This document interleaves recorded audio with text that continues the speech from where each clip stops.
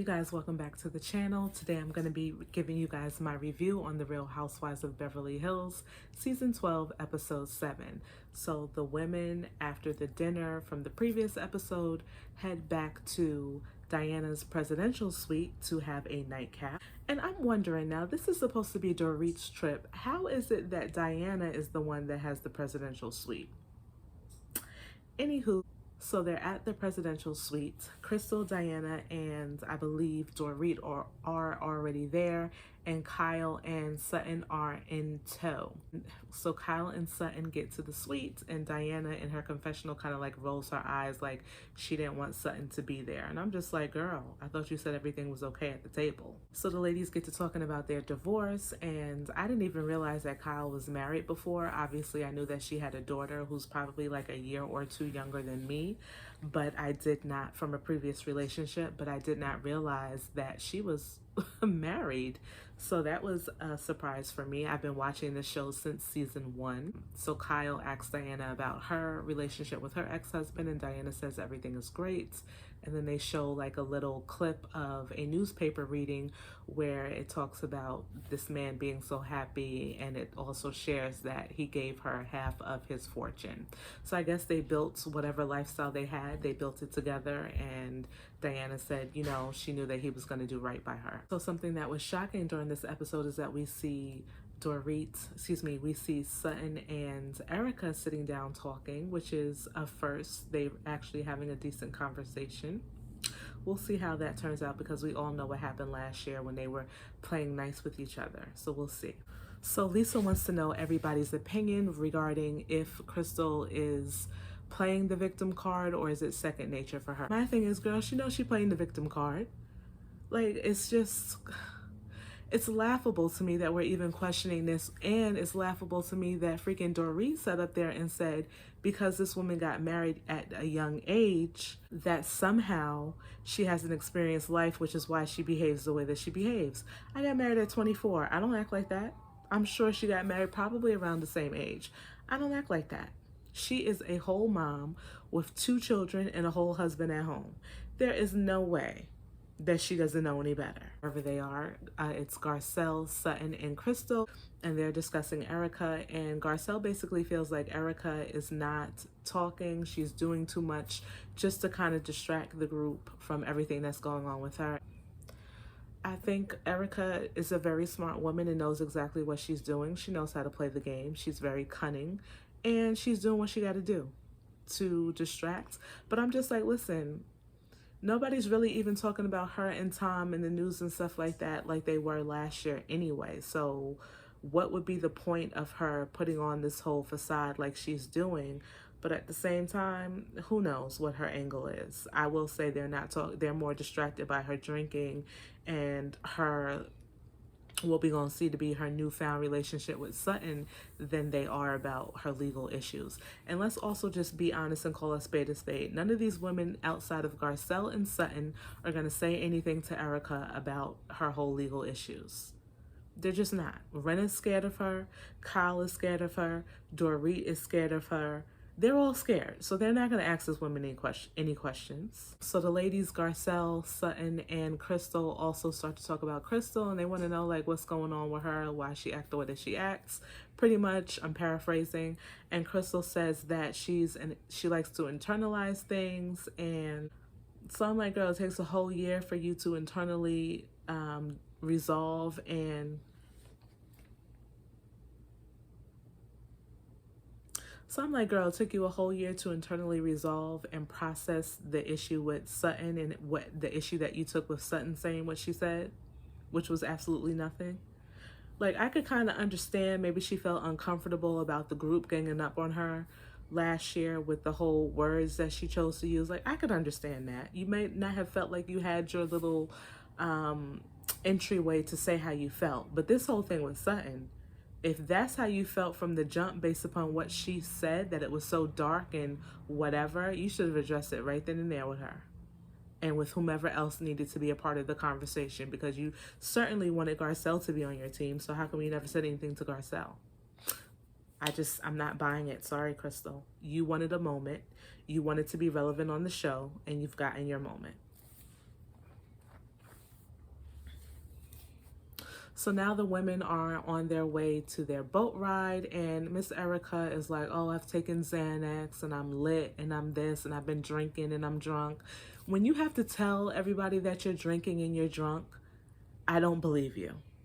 I know what drunk women on these Beverly Hills and New York shows look like. I'm gonna tell you, you know who looks drunk? I know what drunk women look like on the Real Housewives franchises. You know, the franchise that gets turned up the most when it comes to drinking, that would be New York. And they have people like Sonia Morgan, who I think pees on the floor, Luann, who pees and falls in bushes. Like, that's people who are really drunk. This whole facade that Erica is trying to put on, that she's drunk and she's taking Xanax and she's depressed, and girl, you are just a walking distraction from reality. The fact that you said a couple of episodes ago that you don't believe these victims, why, those are the things I want to discuss. These are the reasons why I feel like she is putting on this whole facade. Because every time you turn around, it's like, oh, I'm taking my medication. Oh, I'm in counseling. Oh, I'm drunk. Girl, bye. I don't believe anything that you're saying. I don't believe that you're drunk. On the boat ride, they show her like falling up the stairs and everything. I don't buy it. She's a great actress. Like I said, she's cunning. She's very smart. I'm not buying it, and I can't see how these other women are buying it either. I mean, if your friend told you that she was drinking and mixed her drinks with medication, wouldn't you have a certain type of reaction? I never saw a reaction come out of Lisa Rinna. I've never seen a reaction come out of Kyle. I never saw a reaction come out of Dorit, which leads me to believe they really don't believe this either. And do you know that Lisa Rinna had the nerve to sit up there and say, she feels comfortable? In my 7 years of knowing her, I've never seen her like this. She must feel comfortable around us. Girl, bye. She don't feel comfortable around you guys. Kyle, Dorit, PK, and Mauricio just last year were sitting at the dinner table picking on her and her husband. I can't even think of the man's name. You too afraid to say anything that would make sense to her. Like, hey girl, what's going on? Renna. Let's see. The only two people I feel like who are not afraid to say or ask questions are Garcelle and Sutton. And I don't even want to say that I feel. They're the only two who've actually had to ask her. They're the only two who really asked her questions. The rest of y'all are like, mum is the word.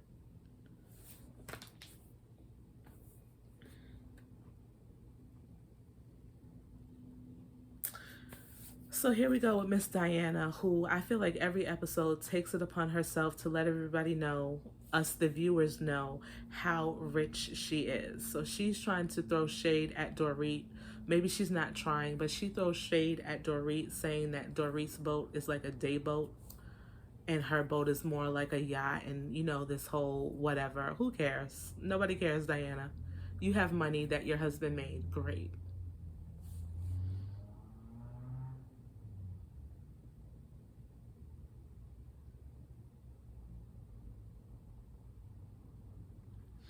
So here we go with drunk Erica. She's downstairs, laid out on the couch and talking whatever she's talking. The women are upstairs doing whatever they're doing. They show they show Garcelle, Sutton, and Diana having a moment together on what looks like having a moment together on the boat, where Diana says that her brother passed away. I think he was murdered or something like that. And then Sutton says that her father committed suicide. And Diana takes issue with this in her confessional, basically saying that everything is about Sutton. Sutton makes everything about herself. And I'm like, girl, I don't see that. I just see that Sutton was trying to relate to you based upon you both experiencing traumatic losses. But because you have such an issue for whatever reason, like what did Sutton do to you? You have such an issue with Sutton that you can't see past whatever it is that you've made up in your mind that you two have against each other. Like, this woman has been gunning for Sutton since they had that daggone dinner for Harry Hamlin, his birthday dinner. And I'm still trying to figure out what's your issue. So she gets up and leaves. She wants no parts of their conversation anymore. Now Erica makes her grand entrance back upstairs, and funny how she's no longer drunk. She seems completely fine in the couple of seconds that we see her. Kyle's like, this is boring. Let's start dancing and having a good time. So they play Erica's song, It's Expensive to Be Me. And I'm just like, why? But I did get a good laugh at Dorit because I was like, girl, what are you doing? Are you trying to twerk, work? What you doing, girl? Like, Dorit, no ma'am. No ma'am, don't do that ever again on TV. Diana's like, I don't have time for this foolishness. I'm gonna get in the water. So she gets in the water and actually gets stung by a jellyfish. And big whoop, nobody really too much cared. Erica and Garcelle are now down at the lower level, and Erica's like, hey, Garcelle, go pee on the new girl. I thought that was pretty funny that she said that to Garcelle. So now all of a sudden, this woman who you wanted her to buy, who you wanted to... So now all of a sudden this woman is just the new girl. Before you wanted her to buy you this and kiki and hee, now she's just the new girl. Okay, Erica.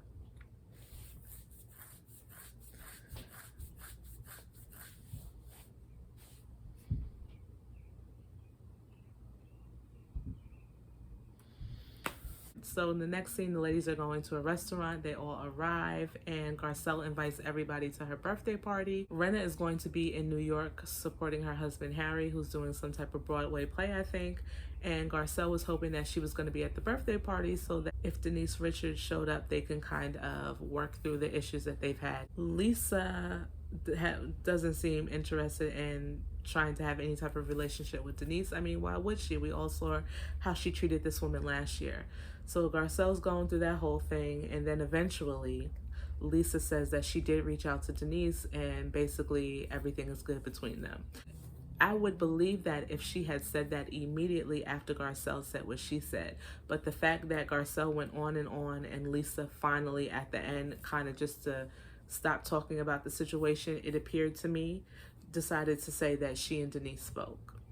So Garcelle in her confessional sends a text to Denise, and Denise is like, when did we speak? We never spoke. So clearly, perhaps, I don't know, that's a lie.